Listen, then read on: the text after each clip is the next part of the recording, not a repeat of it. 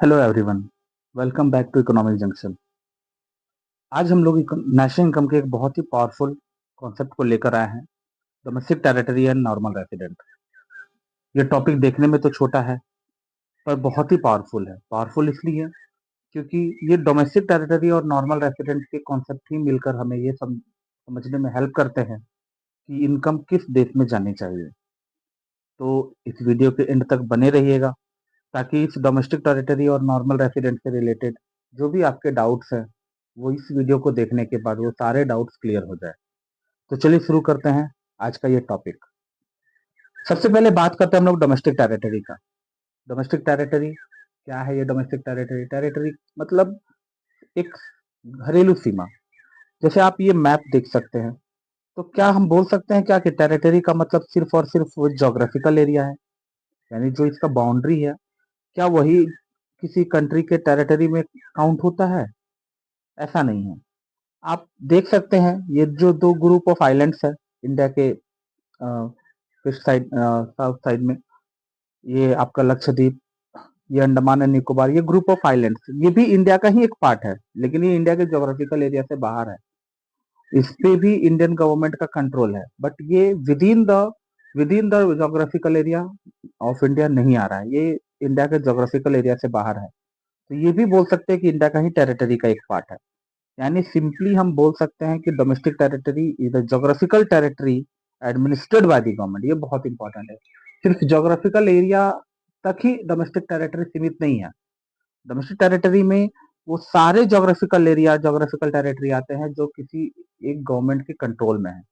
जैसे अगर हम इंडिया का बात करें तो इंडियन गवर्नमेंट के कंट्रोल में जो भी ज्योग्राफिकल एरिया आएगा वो सब इंडिया का ही डोमेस्टिक टेरिटरी का पार्ट होगा। Where person goods capital circulate freely, जहां हम इजिली आ जा सकते हैं, यानी जैसे विद इन इंडिया हम फ्रीली मूव कर सकते हैं, सिमिलरली इन दो ग्रुप ऑफ आइलैंड्स में भी हम आ जा सकते हैं, कोई रेस्ट्रिक्शंस नहीं है, क्योंकि ये भी सेम गवर्नमेंट के द्वारा कंट्रोल किया जा रहा है।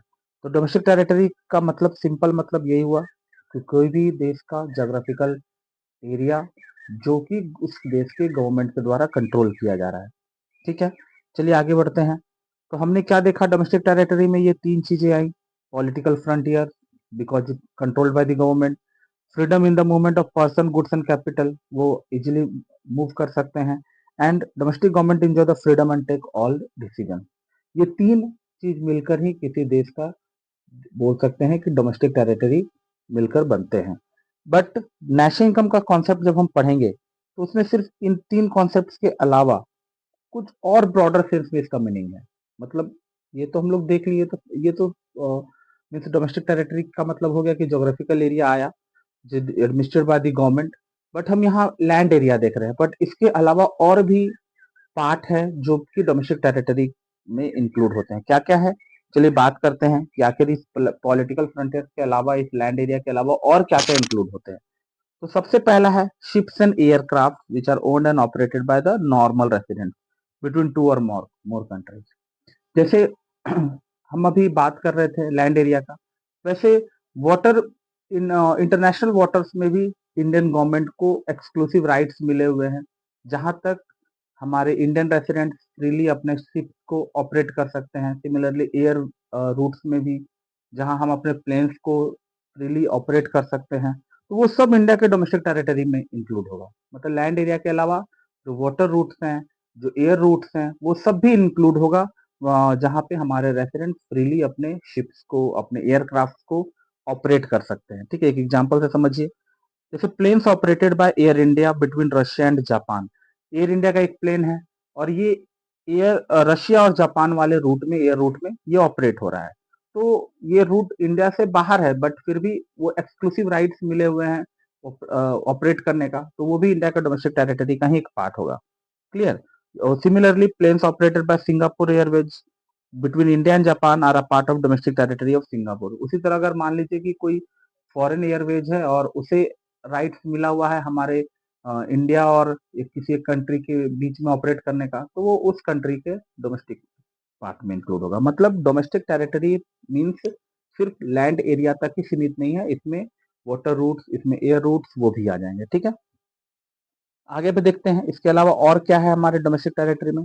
Fishing vessels, oil and natural gas rigs and floating platforms which are operated by the residents of a country in the international waters where they have exclusive right of operation. देखिए, जैसे अब international water का हम लोग बात कर रहे थे, तो इंटरनेशनल वाटर जहां तक हमारे फिशरमैन, हमारे देश के फिशरमैन जो है वो, जहां तक इंडियन गवर्नमेंट को कंट्रोल मिला हुआ है एक्सक्लूसिव राइट से, मतलब इंटरनेशनल वाटर में जितने दूर तक इंडिया का कंट्रोल है, वहां तक हमारे फिशरमैन फ्रीली वहां से जाकर जो भी ये मछली पकड़ सकते हैं।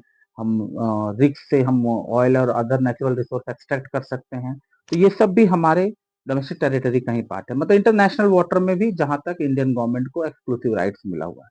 क्लियर? तो जैसे आप ये पिक्चर में देख सकते हैं, एक fishing vessels oil and natural gas rigs का पिक्चर है। तो fishing boats operated by Indian fisherman in international water of Indian ocean, मतलब सिंपली हम पहले भी बताएं कि डोमेस्टिक टेरिटरी मीन्स जिसमें ज्योग्राफिकल एरिया जो लैंड एरिया है वो तो आएगा ही, साथ ही साथ इंटरनेशनल वाटर में भी जहां तक इंडियन गवर्नमेंट को कंट्रोल है, एंड एयर रूट्स में भी जहां तक इंडियन गवर्नमेंट को कंट्रोल है, जहां पे फ्रीली हमारे देश के रेसिडेंट्स अपने गुड्स को, अपने कैपिटल्स को फ्रीली या खुद हम फ्रीली मूव कर सकते हैं, वो सब इंडिया के डोमेस्टिक टेरिटरी का ही पार्ट है। नेक्स्ट बढ़ते हैं, एम्बेसीज। हाँ, ये बहुत इंपॉर्टेंट है। Embassies, consulates and military establishments, these are some of the administrative body of the government. तो एम्बेसीज जो होते हैं जनरली किसी भी देश का जो एम्बेसी होता है, राजदूत, एम्बेसडर जो बोलते हैं हम लोग, वो अब्रॉड में सिचुएटेड होता है। जनरली एम्बेसीज का काम है दो देशों के बीच अच्छे रिलेशंस को कायम करना। जैसे फॉर एग्जांपल हमारा इंडिया है, ये बहुत सारे फॉरेन कंट्रीज के साथ ट्रेड करता है। और हमारे इंडिया के जो रेसिडेंट हैं, हमारे इंडिया के जो सिटीजन हैं, वो बहुत सारे अलग अलग फॉरेन कंट्रीज में रह रहे हैं, वहाँ पे काम कर रहे हैं। तो एम्बेसीज इन बातों का ध्यान रखता है, वो इन चीज़ों को का देख-रेख करता है कि हाँ, जो 2 देश है वो आपस में अगर उन्हें डील करना है, ट्रेड करना है, तो उनके मीटिंग्स को फिक्स करना, मतलब दोनों देश के बीच कॉन्टैक्ट कायम करना, वो एम्बेसीज का काम है। हमारे देश के जो रेसिडेंट्स रह रहे हैं, उन्हें अगर किसी तरह की कोई परेशानी है उस देश में, तो एम्बेसीज ही उस देश के गवर्नमेंट से बात करता है। या फिर जैसे अमेरिका में अगर हमारे इंडिया का एम्बेसी है और किसी अमेरिकन को इंडिया आना है तो वीजा के लिए अप्लाई करेगा, तो वो एम्बेसीज का ही ये सारा काम है, वीजा का परमिशन प्रोवाइड करना, रिन्यू करना, ये सब देख रेख करना। तो एम्बेसीज बहुत ही इंपॉर्टेंट पार्ट होता है एक इंडियन पॉलिटिकल एडमिनिस्ट्रेशन में। और हर देश का अपना एक एम्बेसी होता है, लेकिन ये एम्बेसीज, हर देश का एम्बेसी वो दूसरे देश में सिचुएटेड है, मतलब इंडिया का जो एम्बेसी है वो इंडिया में नहीं होगा, वो इंडिया से बाहर ही होगा। सिमिलरली हमारे इंडिया में जो एम्बेसीज है वो फॉरेन कंट्रीज के एम्बेसी है। तो एम्बेसीज जो होता है ना, वो डोमेस्टिक कंट्री का ही, डोमेस्टिक टेरिटरी का ही पार्ट है। मतलब इंडिया के जितने भी एम्बेसीज अब्रॉड में सिचुएटेड है, इंडिया के जितने भी एम्बेसी, चाहे वो अमेरिका में, चाहे वो रशिया में, चाहे किसी भी फॉरेन कंट्री में सिचुएटेड है, वो इंडिया का ही डोमेस्टिक टेरिटरी का पार्ट है, क्योंकि उसको हमारे इंडियन गवर्नमेंट ही कंट्रोल कर रहा है। ठीक है?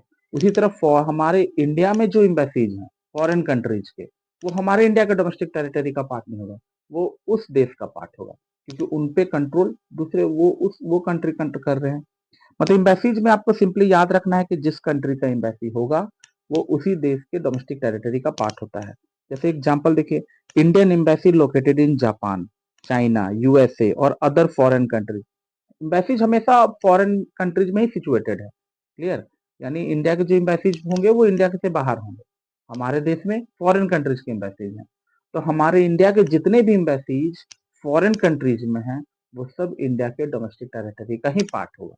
क्लियर है? यानी एम्बेसीज में आपको याद रखना है कि इंडिया के एम्बेसीज चाहे वो किसी भी फॉरेन कंट्री में हो, अगर वो इंडिया के एम्बेसी हैं, then it is a part of the domestic territory of India. Clear है? चलिए, और देखिए, अब हम लोग बात करते हैं कि क्या इंक्लूड नहीं होगा। अभी तक हम लोग क्या देख रहे थे कि डोमेस्टिक टेरिटरी में क्या इंक्लूड होगा। अब हम लोग देखते हैं कि डोमेस्टिक टेरिटरी में क्या क्या इंक्लूड नहीं होगा, जिसमें सबसे पहले एम्बेसीज का ही बात कर रहे हैं। जो अभी हम लोग अभी थोड़ी देर पहले आपको बताएं कि एम्बेसीज में जिस भी कंट्री का एम्बेसी होगा वो उसी देश का पार्ट माना जाता है। मतलब हमारे देश में जो एम्बेसीज है वो तो इंडिया का है नहीं, वो तो फॉरेन कंट्रीज के हैं, तो फॉरेन कंट्रीज का ही डोमेस्टिक टेरिटरी का पार्ट होगा। तो यानी पहला जो डोमेस्टिक टेरिटरी में इंक्लूड नहीं होगा वो है embassy. All the embassies which are situated in India, they are the part of respective country and not of India. ठीक है, तो एम्बेसीज जो है, इन जो भी इंडिया में एम्बेसीज हैं, चाहे वो किसी भी फॉरेन कंट्री का हो, जैसे आप एग्जांपल में देख सकते हैं, embassy of the United states of America, ये एम्बेसी ऑफ पाकिस्तान है, एम्बेसी ऑफ जापान है, एम्बेसी ऑफ द यहाँ पे नीदरलैंड्स है। तो और भी बहुत सारे फॉरेन कंट्रीज के जो भी एम्बेसीज हमारे देश में सिचुएटेड हैं, they are the part of domestic territory of that respective country and not of India. Clear है? चलिए, उसके बाद नेक्स्ट जो डोमेस्टिक टेरिटरी में इंक्लूड नहीं होगा वो है हमारे इंटरनेशनल ऑर्गेनाइजेशन। जितने भी इंटरनेशनल ऑर्गेनाइजेशन है जो इंटरनेशनल टेरिटरी के लिए काम करते हैं, ये किसी एक पर्टिकुलर कंट्री के लिए वर्क नहीं कर रहे हैं, ये पूरे इंटरनेशनल एरिया के लिए काम कर रहे हैं। जो आईएमएफ है, वर्ल्ड बैंक है, यूएनओ है। जैसे आपको याद होगा जब कोरोना पीरियड था, तो कोरोना में डब्ल्यूएचओ जो वर्ल्ड हेल्थ ऑर्गेनाइजेशन है पूरे वर्ल्ड लेवल के लिए काम कर रहा था, not for a particular country. तो ये जितने भी इंटरनेशनल ऑर्गेनाइजेशन है ना, ये पूरे इंटरनेशनल टेरिटरी में, मतलब बोल सकते हैं कि इनका जो एरिया है, वर्किंग एरिया है, वो लिमिटेड नहीं है और विद इन अ कंट्री। ये पूरे इंटरनेशनल लेवल के लिए काम कर रहे हैं। So they are also not included in the domestic territory of any country. ठीक है, ये किसी भी देश के डोमेस्टिक टेरिटरी का पार्ट नहीं माने जाते हैं, क्योंकि ये किसी एक पर्टिकुलर कंट्री के लिए काम, भले उस देश में उसका ब्रांच है। जैसे दिल्ली में डब्ल्यूएचओ का ब्रांच है, बट ऐसा नहीं है कि डब्ल्यूएचओ इंडिया के डोमेस्टिक टेरिटरी का पार्ट हो, नहीं। ये इंटरनेशनल लेवल के लिए वर्क कर रहे हैं, so they are not considered as a part of any domestic territory of any country. ये तो हम लोग देखे। अब चलिए, इसके बेसिस पे अभी हम लोग डोमेस्टिक टेरिटरी समझे अच्छे से। अब इस डोमेस्टिक टेरिटरी के बेसिस पे कुछ क्वेश्चंस देखते हैं और ये जानने की कोशिश करेंगे कि क्या वो इंडिया के डोमेस्टिक टेरिटरी में इंक्लूड होंगे या नहीं होंगे। ठीक है, चलिए देखते हैं। सबसे पहले, air India company in an Indian company in London. ठीक है, एक इंडियन कंपनी है लेकिन वो ऑपरेट कहाँ हो रहा है? लंदन में ऑपरेट हो रहा है। तो लंदन तो इंडिया से बाहर है, तो सिंपल ये इंडिया के डोमेस्टिक टेरिटरी का पार्ट नहीं होगा। मतलब डोमेस्टिक टेरिटरी वही होगा, चाहे कोई भी कंपनी हो, कोई भी ऑर्गेनाइजेशन, अगर वो इंडिया में ऑपरेट हो रहा है तभी वो इंडिया के डोमेस्टिक टेरिटरी का पार्ट होगा, एक्सेप्ट एम्बेसीज। क्लियर है? एम्बेसीज वाले में आपको बताते हैं, एम्बेसीज में सिर्फ और सिर्फ ये देखना है that it is an Indian embassy, it should be an Indian embassy. अगर इंडियन एम्बेसी है then only it is the part of domestic territory of India. And any other embassies which are located in our country, foreign embassy जो भी हमारे देश में है, they are the part of that respective country.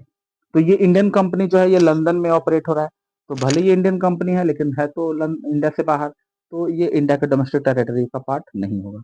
No, because it is located outside the domestic territory. ठीक है। Microsoft office in India, ये Microsoft office एक फॉरेन कंपनी है बट है तो ऑपरेट हो रहा है इंडिया में, तब ये तो इंक्लूड होगा क्योंकि ये इंडिया के डोमेस्टिक बाउंड्री के अंदर है, डोमेस्टिक टेरिटरी के अंदर है, तो ये इंक्लूड होगा। Branch of foreign bank in India, similarly कोई फॉरेन बैंक है, ठीक है, वो इंडिया में ऑपरेट हो रहा है, तो इंडिया में ऑपरेट हो रहा है मतलब ये इंडिया के डोमेस्टिक टेरिटरी का पार्ट है। क्लियर है? फिर इंडियन एम्बेसी इन जापान। चलिए देखिए, एम्बेसीज वाला क्वेश्चन आ गया, तो इसमें ये नहीं देखना है कि अच्छा ये तो जापान में है। एम्बेसी वाले में ये नहीं देखना है कि ये कहाँ ऑपरेट हो रहा है, हमें इसमें ये देखना है कि ये एम्बेसी किस देश का है। तो इंडियन एम्बेसी है तो सिंपली ये इंडिया का डोमेस्टिक टेरिटरी का ही पार्ट होगा। Yes, because Indian embassy is a part of domestic territory of India. Clear है? और जैसे रशियन एम्बेसी इन इंडिया, देखिए इसमें भी ये नहीं देखेंगे कि ये कहाँ ऑपरेट हो रहा है, इसमें तो लिखा हुआ इन इंडिया, तो हो सकता है कि कंफ्यूजन में आके हम बोल देंगे हाँ ये भी इंडिया का डोमेस्टिक टेरिटरी का पार्ट है। नहीं, एम्बेसी वाले में क्या देखना है, किस कंट्री का वो एम्बेसी है। तो रशियन एम्बेसी है, means it is the part of domestic territory of Russia. Clear है? तो इस तरह से हम क्वेश्चंस को देखेंगे और पता करेंगे कि कौन सा डोमेस्टिक टेरिटरी में इंक्लूड होगा नहीं होगा। मतलब एक्सेप्ट एम्बेसी, बाकी चीजों में देखेंगे कि वो अगर इन इंडिया है तो हाँ इंडिया का डोमेस्टिक टेरिटरी का वही इंडिया का डोमेस्टिक टेरिटरी भी इंक्लूड होगा। बट एम्बेसीज वाले में सिर्फ क्या चेक करना है कि जिस कंट्री का एम्बेसी है वो उसी देश का डोमेस्टिक टेरिटरी का पार्ट है। मतलब इसके लिए सिंपल सा ट्रिक आप याद रखिएगा एम्बेसीज वाले के लिए। एम्बेसी का मतलब, एम्बेसी में क्या देखना है, जिस देश का एम्बेसी उसी का वो टेरिटरी। इंडियन एम्बेसी तो इंडिया का टेरिटरी, रशियन एम्बेसी तो रशिया का टेरिटरी, अमेरिकन एम्बेसी तो अमेरिका। क्लियर है ना? ठीक है, तो ये हम लोग देखें डोमेस्टिक टेरिटरी का कॉन्सेप्ट। अब आगे बात करते हैं हम लोग नॉर्मल रेसिडेंट। क्लियर है? नॉर्मल रेसिडेंट, तो नॉर्मल रेसिडेंट को समझने से पहले हम लोग ना ये दो वर्ड का जो मीनिंग है, सिटीजन और रेसिडेंट, क्योंकि अक्सर लोग इन दोनों को एक ही समझ लेते हैं। कि सिटीजन और रेसिडेंट तो भाई एक ही है, लेकिन ऐसा है नहीं। सिटीजन एक अलग कॉन्सेप्ट है, रेसिडेंट एक अलग कॉन्सेप्ट है। जो सिटीजनशिप है वो एक लीगल कॉन्सेप्ट होता है, मतलब बाय लॉ हम किसी देश के नागरिक हैं या नहीं है, ये लॉ लीगली ये हमें वो राइट्स मिलता है। ठीक है।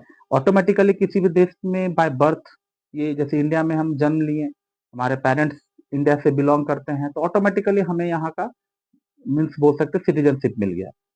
अगर हम अगर हमारे देश में कोई फॉरेनर बहुत सालों से रह रहे हैं, तो वो यहाँ के सिटीजनशिप के लिए अप्लाई करेंगे, तो कुछ लॉ एंड प्रोविजंस हैं, वो फुलफिल करने के बाद हो सकता है इंडियन गवर्नमेंट उन्हें मीन्स लीगल राइट्स के थ्रू उन्हें सिटीजनशिप दे दे। ठीक है। तो इसीलिए बोलते हैं कि सिटीजनशिप क्या है, एक लीगल कॉन्सेप्ट होता है जो किसी भी पर्सन को अलाउ करता है कि वो किस देश के नागरिक हैं या नहीं है। बट रेसिडेंटशिप जो है ना वो अलग है, ये थोड़ा फ्लेक्सिबल कॉन्सेप्ट है, ये एक इकोनॉमिक कॉन्सेप्ट है। Economic concept in the sense means ये डिपेंड करता है अर्निंग्स पे, हम अर्न कहाँ से कर रहे हैं, पैसे कहाँ से कमा रहे हैं, हमारी जो बोल सकते हैं कि जीविका, हमारी रोजी रोटी जो है वो किस देश से हो रही है, उसके बेसिस पे रेसिडेंटशिप आता है। मतलब रेसिडेंटशिप जो बेसिकली एक इकोनॉमिक कॉन्सेप्ट है, it is based on economic activities performed by a person. ठीक है ना, यानी हम पैसा कहाँ कमा रहे हैं, कहाँ खर्च कर रहे हैं, कहाँ सेविंग कर रहे हैं, वो रेसिडेंटशिप पे। और ये फ्लेक्सिबल कॉन्सेप्ट ये इसलिए है क्योंकि ये चेंज होते रहता है, रेसिडेंटशिप जो है वो चेंज होते रहता है। तो सिंपली हम लोग क्या जाने कि रेसिडेंट नॉर्म इसी को नॉर्मल रेसिडेंट अगर हम लोग बोले, तो नॉर्मल रेसिडेंट क्या है, simply it refers to an individual और an institution who ordinarily resides in the country and whose economic in center of economic interest lies in that country। देखिए सेंटर ऑफ इकोनॉमिक इंटरेस्ट, तो अभी हम लोग बात किए थे ना कि उनकी जीविका, उनकी अर्निंग्स, उनकी सेविंग्स, उनके एक्सपेंडिचर, उस ये सेंटर ऑफ इकोनॉमिक इंटरेस्ट है। सेंटर ऑफ इकोनॉमिक इंटरेस्ट जहां से उनको पैसा आ रहा है, जहां से वो पैसा कमा रहे हैं। तो जिस देश से पैसा कमा रहे हैं, हम इंडिया में रह रहे हैं, इंडिया से पैसा कमा रहे हैं, तो यहाँ मेरा सेंटर ऑफ इकोनॉमिक इंटरेस्ट है। अगर मैं दूसरे देश चला जाऊं, वहां जॉब करने लगूं, तो मेरा सेंटर ऑफ इकोनॉमिक इंटरेस्ट उस देश से होगा। तो सेंटर ऑफ इकोनॉमिक इंटरेस्ट बहुत इंपॉर्टेंट है इस नॉर्मल रेसिडेंट के कॉन्सेप्ट के लिए। तो ये सेंटर ऑफ इकोनॉमिक इंटरेस्ट, या फिर बोल सकते हैं कि हम लोग जो नॉर्मल रेसिडेंट का कॉन्सेप्ट समझ रहे हैं, उसके लिए दो बातों का ध्यान रखना है, दो इंपॉर्टेंट। पहला, द रेसिडेंट लिव्स और located with in the domestic territory of that country for a period of more than 1 year. बहुत इंपॉर्टेंट, कम से कम वो पर्सन, वो इंस्टीट्यूशन 1 साल तक उस देश में, कम से कम मिनिमम 1 ईयर कंप्लीट होना चाहिए। मतलब अगर मैं अब्रॉड चला जाऊं, तो ऐसा नहीं कि मैं अब्रॉड जाकर पैसा कमाने लगूं तो मैं वहां का रेसिडेंट कहलाऊंगा। जब तक 1 साल मेरा पूरा नहीं होगा, before completing 1 year of age, हम इंडिया के ही मीन्स रेसिडेंट हैं। बट जब मेरा 1 ईयर कंप्लीट हो जाएगा, देन हम उस कंट्री के रेसिडेंट बन जाएंगे, और हमारा जो इनकम है वो उस देश के नेशनल इनकम में काउंट होता है। ठीक है। वो तो रेसिडेंट के लिए इम्पोर्टेंट पहला जो कंडीशन ये है कि पीरियड ऑफ स्टे कम से कम 1 ईयर कंप्लीट होना चाहिए। And the next, the resident carries out the basic economic activities such as earnings, spendings and accumulation from that location. जो भी जो भी सेंटर ऑफ इकोनॉमिक इंटरेस्ट देख रहे थे, मतलब वो इंडिविजुअल उसी कंट्री से, उस कंट्री से उसका अर्निंग हो रहा होगा, वो खर्च कर रहा होगा, वो सेव कर रहा होगा, इन्वेस्टमेंट कर रहा होगा, मतलब उसी देश से वो मॉनेटरी बेनिफिट, मॉनेटरी गेन ले रहा होगा, सिंपली बोल सकते हैं। तो ये दो कंडीशन अगर कोई भी इंडिविजुअल, कोई भी इंस्टीट्यूशन अगर फुलफिल कर रहा है, then it is said to be the normal resident of that country. ठीक है। मतलब मैं अगर फॉरेन कंट्री चला जाऊं, वहां जॉब करने लगूं, तो वहां कम से कम अगर मैं 1 साल स्टे कर गया, तो 1 साल के बाद, और हमारा सेंटर ऑफ इकोनॉमिक इंटरेस्ट उसी देश से है, क्योंकि उसी वो देश से मेरा अर्निंग हो रहा है, तो हम उस कंट्री के नॉर्मल रेसिडेंट कहलाएंगे। सिमिलरली कोई फॉरेनर अगर हमारे इंडिया में जॉब कर रहा है, हमारे इंडिया से अर्न कर रहा है, और वो इसी देश में रहकर बोल सकते हैं कि कम से कम 1 साल पूरा कर लिया है, तो वो इंडिया का नॉर्मल रेसिडेंट कहलाएगा। मतलब नॉर्मल रेसिडेंट के लिए ये दो कंडीशन फुलफिल होना चाहिए, दोनों इंपॉर्टेंट है। Period of stay should be 1 or more than 1 year, and his और her economic interest lies in that country. ठीक है। तो ये है नॉर्मल रेसिडेंट। तो हम लोग आज दो कॉन्सेप्ट देखें, एक डोमेस्टिक टेरिटरी के बारे में बात की, एक नॉर्मल रेसिडेंट। तो नॉर्मल रेसिडेंट के बारे में जो अभी डिस्कस की उसमें दो कुछ इंपॉर्टेंट बात, दो इंपॉर्टेंट नोट आप याद रखिएगा। ठीक है। पहला, कि a person can be both citizen and resident of the same country. ठीक है ना? ऐसा नहीं है कि सर सिटीजन और रेसिडेंट एक आदमी अलग-अलग, मतलब एक आदमी अगर सिटीजन है तो वो रेसिडेंट नहीं हो सकता है उस देश का, या उस ऐसा नहीं है। एक पर्सन सेम कंट्री का रेसिडेंट और सिटीजन एक समय में दोनों हो सकता है। जैसे अगर मान लीजिए हम इंडिया में रह रहे हैं और इंडिया में ही हम पैसा, इंडिया का तो हम सिटीजन हैं, ऑटोमेटिकली मुझे यहाँ का सिटीजनशिप मिला हुआ है और मैं यहीं से यहीं अर्न कर रहा हूँ, यहीं जॉब कर रहा हूँ, मैं तो यहाँ का रेसिडेंट भी हूँ। तो कोई भी पर्सन किसी एक कंट्री का सिटीजन और रेसिडेंट दोनों हो सकता है। ठीक है? All citizen who are living और and working in their domestic countries treated as, जितने भी सिटीजन हैं जो अपने ही देश में रह के पैसा कमा रहे हैं, तो वो देश के सिटीजन भी हैं और रेसिडेंट भी हैं। सिमिलरली कोई भी पर्सन किसी एक देश का सिटीजन और दूसरे देश का रेसिडेंट भी हो सकता है, जिसमें आप बेस्ट आपको एग्जांपल बताएँगे तो एनआरआई। एनआरआई हम लोग जो एनआरआई वर्ड हम लोग बहुत सुने हैं। एनआरआई हम किन्हें बोलते हैं? वैसे इंडियन सिटीज़न को जो इंडिया में नहीं, इंडिया से बाहर रह के पैसा कमा रहे हैं। वो दूसरे देशों में रह के पैसा कमा रहे हैं। तो वो है तो इंडिया के सिटीज़न, बट रेसिडेंट वो इंडिया के नहीं हैं। क्यों? क्योंकि वो इंडिया से बाहर रह के किसी दूसरे देश में रहकर पैसा कमा रहे हैं। ठीक है? तो यानी नॉर्मल रेसिडेंट के बारे में आप ये क्लियर कर लीजिए कि सिटीजन और रेसिडेंट दो अलग-अलग कॉन्सेप्ट है और सेम टाइम में एक पर्सन किसी एक देश का रेसिडेंट और सिटीजन दोनों हो भी सकता है और नहीं भी हो सकता है। क्लियर है? क्योंकि दोनों कॉन्सेप्ट अलग-अलग है ना। चलिए, अब हम लोग देखते हैं कि आखिर नॉर्मल रेसिडेंट में क्या इंक्लूड नहीं होगा। हमने देखा कि नॉर्मल रेसिडेंट होने के लिए जो मोस्ट इम्पोर्टेंट थिंग है कि पीरियड ऑफ स्टे कम से कम उसका 1 साल होना चाहिए या मोर देन 1 ईयर, और उसका centre of economic interest means earning, वो भी इकोनॉमिक एक्टिविटीज वो उसी देश से होना चाहिए। तो आखिर नॉर्मल रेसिडेंट में क्या-क्या इंक्लूड नहीं होगा? तो सबसे पहले टूरिस्ट एंड विजिटर, वो तो घूमने फिरने आ रहे हैं, वो तो हमारे देश में पैसा कमाने तो आ नहीं रहे हैं, तो ये नॉर्मल रेसिडेंट में काउंट नहीं किए जाएंगे। जो भी फॉरेन टूरिस्ट होते हैं, चाहे वो मेडिकल पर्पस के लिए आए, चाहे वो एजुकेशन पर्पस के लिए आए। जैसे अगर कोई स्टूडेंट अब्रॉड में रह के पढ़ाई कर रहा है, तो 1 साल से ज्यादा भी रह गया है, फिर भी वो रेसिडेंट वो नहीं कहलाएगा, क्योंकि वो अर्निंग पर्पस के लिए तो गया नहीं है। ठीक है? नेक्स्ट जो है इंटरनेशनल ऑर्गेनाइजेशन, देखिए इनके बारे में हम पहले भी बात किए थे। ये ना तो किसी देश के डोमेस्टिक टेरिटरी में आते हैं, क्योंकि इनका जो वर्किंग एरिया है वो लिमिटेड नहीं है किसी एक देश के लिए। सिमिलरली ये किसी एक देश के से इनका सेंटर ऑफ इकोनॉमिक इंटरेस्ट तो है नहीं, ये तो पूरे इंटरनेशनल लेवल के लिए काम कर रहे हैं। तो इंटरनेशनल ऑर्गेनाइजेशन जितने भी हैं, चाहे वो वर्ल्ड बैंक हो, आईएमएफ हो, ये किसी भी देश के नॉर्मल रेसिडेंट का पार्ट नहीं माने जाते हैं, ये इंटरनेशनल ऑर्गेनाइजेशन। लेकिन इनमें काम करने वाले जो एम्प्लॉइज होते हैं, है ना? जैसे डब्ल्यूएचओ, अगर इंडिया में जो डब्ल्यूएचओ का ब्रांच है दिल्ली में, वहाँ जो इंडियंस वर्क कर रहे हैं, इंडियंस जो काम कर रहे हैं, वो इंडिया के रेसिडेंट माने जाएँगे। ठीक है? या फॉरेन कंट्री में कोई जैसे आईएमएफ है, तो आईएमएफ में जो एम्प्लॉइज वर्क कर रहे हैं, अगर वो ब्रांच यूएसए में है, तो वो उस देश के सॉरी नॉर्मल रेसिडेंट का माने जाएँगे। मतलब एम्प्लॉइज काउंट होंगे, बट वो ऑर्गेनाइजेशन जो है वो नॉर्मल रेसिडेंट में काउंट नहीं होंगे। ये याद रखिएगा।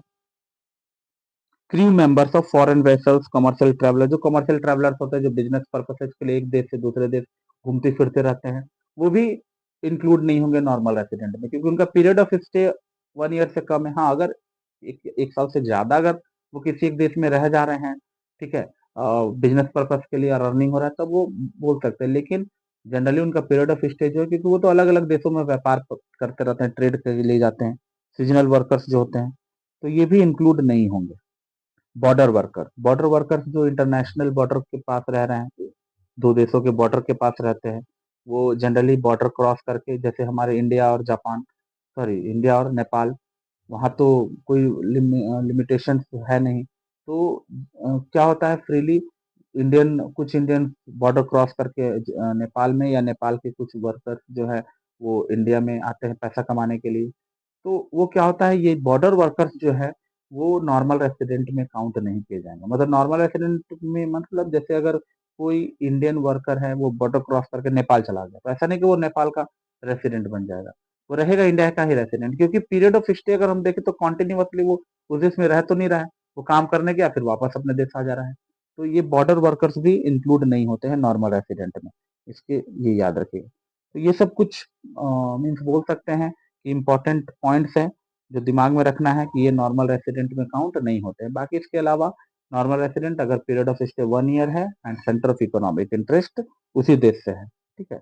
तो चलिए इसके बेसिस पे क्वेश्चन हम लोग देखते हैं कि पता चल जाएगा कि कौन नॉर्मल रेसिडेंट में इंक्लूड होगा या नहीं होगा, ठीक है। तो इनमें से देखते हैं कि यस और नो में आंसर देना है कि वो इंडिया के नॉर्मल रेसिडेंट हैं या नहीं है।